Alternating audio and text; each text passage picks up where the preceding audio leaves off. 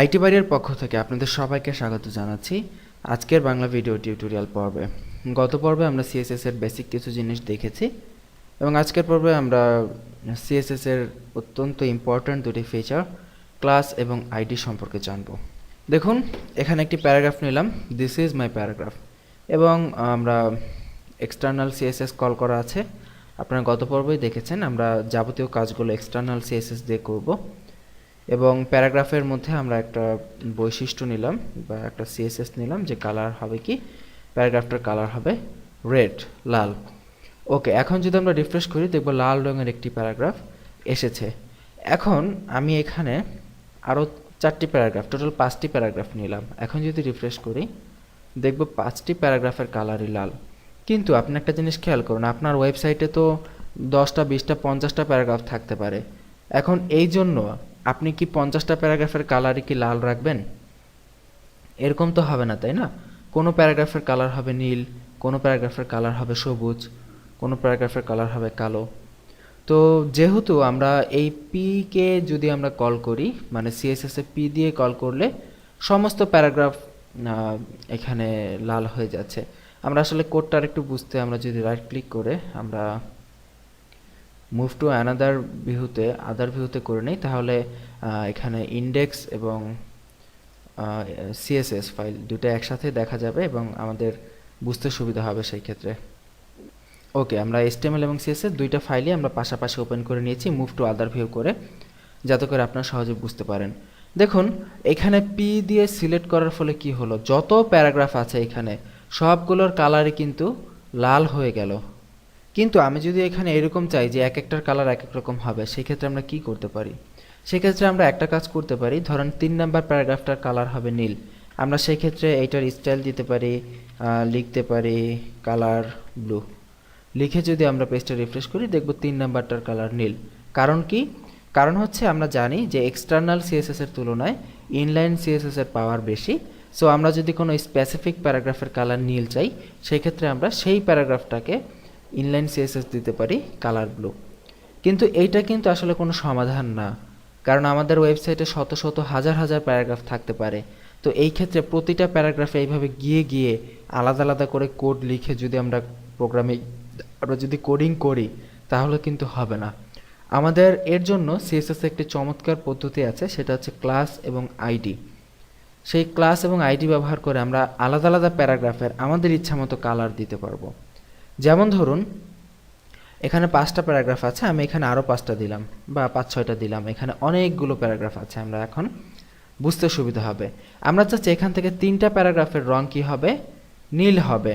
So আমরা দেখুন একটা যে কোনো 3টা প্যারাগ্রাফকে ক্লাস দিয়ে দিলাম ব্লু। কি নাম দিলাম? ক্লাস। ক্লাসের নাম কি দিলাম? ব্লু। আপনি যে কোনো নাম দিতে পারেন, আমরা মেলানোর জন্য নাম দিয়ে দিলাম ব্লু। এখন এই ব্লু ক্লাসকে যদি আপনি কালার ব্লু দেন, তাহলে যে সকল প্যারাগ্রাফের কালার ব্লু, মানে যে সকল প্যারাগ্রাফে এই ব্লু ক্লাস দেয়া আছে সেগুলোর কালার নীল হয়ে যাবে। যেমন আমরা এখানে যদি আমরা এখানে এটা হচ্ছে প্যারাগ্রাফ, এই প্যারাগ্রাফটা কাজ করবে টোটাল সব প্যারাগ্রাফের কালার রেড। এরপরে যদি আমরা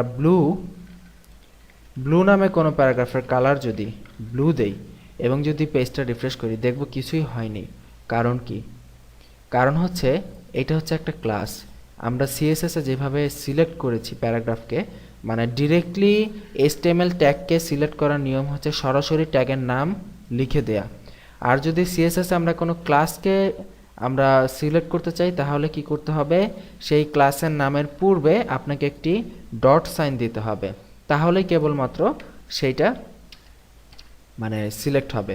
এখন দেখুন ব্লু কিন্তু সিলেক্ট হয়ে গেছে, কালার ব্লু। এখন যদি আমরা রিফ্রেশ করি এখানে দেখা যাচ্ছে যে ওই প্যারাগ্রাফটার কালার ব্লু হয়নি। তো আমাদের দেখতে হবে কেন অ্যাকচুয়ালি ব্লু হলো না। দেখুন, এখানে যে ভুলটা আমি করেছি সেই ভুলটা ম্যাক্সিমাম নতুন অবস্থায় অনেকেই করে থাকে এবং আমি আপনাদেরকে আগে বলেছিলাম আমরা HTML ফাইলটা সেভই করি নাই। দেখুন HTML ফাইলটা এখানে লাল হয়ে আছে। সো আমাদের HTML ফাইলটাকে এখান থেকে সেভ করে এখন যদি আমরা রিফ্রেশ করি দেখুন ওই স্পেসিফিক একটা প্যারাগ্রাফ যেটাকে আমরা ক্লাস ব্লু দিয়েছি সেটা কিন্তু নীল হয়ে আছে, আর বাকিগুলো সব লাল হয়ে আছে। সব লাল হচ্ছে এই জন্য কারণ এই প্যারাগ্রাফ দিয়ে আমরা সব প্যারাগ্রাফ, যত প্যারাগ্রাফ আছে আমাদের এই পেজে সমস্তগুলোকে সে কালার রেড করে দিবে। এবং যদি আমরা কোনো নির্দিষ্ট কিছু প্যারাগ্রাফের কালার চেঞ্জ করতে চাই, সেক্ষেত্রে আমরা এরকম ক্লাস ব্যবহার করতে পারি। তো আমরা এক কাজ করি, এই ক্লাসটা এই প্যারাগ্রাফকে দেই এবং এই প্যারাগ্রাফকে দিই, তিনটা প্যারাগ্রাফকে কি দিলাম, কালার ব্লু। সো এখন যদি রিফ্রেশ করি, দেখবো এই নির্দিষ্ট তিনটা প্যারাগ্রাফেরই কেবল কালার ব্লু হয়েছে, আর বাকিগুলোর কিন্তু কালার এই ডিফল্ট যেটা ছিল রেড সেটাই আছে। ঠিক আমরা এখানে যদি অরেঞ্জ নামে একটি ক্লাস নেই এবং সেইটার কালার যদি আমরা অরেঞ্জ দিয়ে দিই, এবং আমরা যদি এখানে যে কোনো একটা প্যারাগ্রাফের কালার যদি, মানে সেই ক্লাস নেমটা যদি আমরা অরেঞ্জ এখানে দিই, তবে এখানে কিন্তু বলে দিচ্ছি এটার কালার অরেঞ্জ নিব দেখে এটার নাম যে অরেঞ্জ দিতে হবে এমন কোনো কথা নেই, আপনি যে কোনো নাম দিতে পারেন। সো এখানে আপনাদের বোঝার সুবিধার্থে আমরা কালার অরেঞ্জ দিলাম। এখন যদি এটা রিফ্রেশ করি, দেখব এই যে দেখুন একটা নির্দিষ্ট এই প্যারাগ্রাফটার কালার অরেঞ্জ হয়ে গেছে।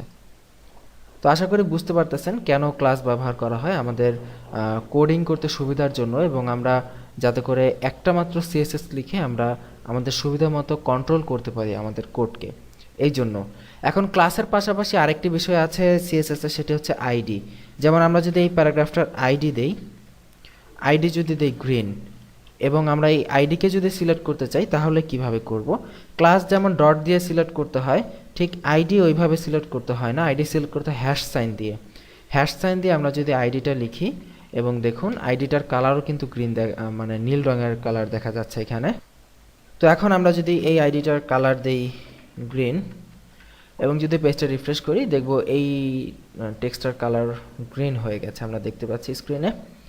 সো এই ক্ষেত্রে এখন আপনাদের মনে প্রশ্ন জাগতে পারে যে আইডি কেন ইউজ করব এবং ক্লাস কেন ইউজ করব, পার্থক্যটা কোথায়? অ্যাকচুয়ালি আইডিটা হচ্ছে ইউনিক এবং আইডিটা একবারই ইউজ করা হয়। আপনি যদি এখানে গ্রিন নামে আইডি নেন এবং কেবল একটা এলিমেন্টকেই আপনি গ্রিন দিবেন, অন্য কোনো এলিমেন্টকে গ্রিন দিবেন না। সো গ্রিন যদি দেন কাজ করবে, কিন্তু আসলে এটা স্ট্যান্ডার্ড না। আইডি হচ্ছে ইউনিক, আপনি একটা আইডি যে কোনো একটা এলিমেন্টকেই দিবেন, অন্য কোনো এলিমেন্টকে ওই আইডি আর দিবেন না। সো আইডির ব্যবহার আমরা এখানে করব না, আমরা আইডির ব্যবহার মেইন এলিমেন্টগুলোকে, একটা পেজের মেইন এলিমেন্টগুলোতে আইডি ইউজ করা হয়, এগুলো আমরা পরবর্তীতে দেখব। আমরা আমাদের যাবতীয় বিষয়গুলো ক্লাস ব্যবহার করেই করব। এবং ক্লাসের মধ্যে দেখুন আমরা কিন্তু শুধু চাচ্ছি যে কালার ব্লু, ঠিক আছে, যে কালার ব্লু এইটাই দিয়েছে। আমরা যদি এখানে চাই যে বোল্ড করতে, সো বোল্ড কিভাবে করে, প্যারাগ্রাফের বোল্ড কিভাবে করতে হয়, প্যারাগ্রাফ বোল্ড করার জন্য আমাদের ফন্ট ওয়েট নামে একটি সিএসএস আছে, এটা দিয়ে আমরা লিখব। এটা আপনারা আগেও দেখেছেন, ফন্ট ওয়েট বোল্ড লিখে যদি দেই, তাহলে আমরা দেখব যে কয়টা নীল আছে সেই কয়টাই শুধুমাত্র বোল্ড হয়েছে, কারণ আমরা ব্লু নামক সিএসএস এর, মানে ব্লু নামক ক্লাসের মধ্যেই কেবল বোল্ড দিয়েছি। আর ক্লাস লেখার আরেকটা সুবিধা আছে, আপনি একই জায়গায় দুইটা ক্লাস ডিক্লেয়ার করতে পারেন।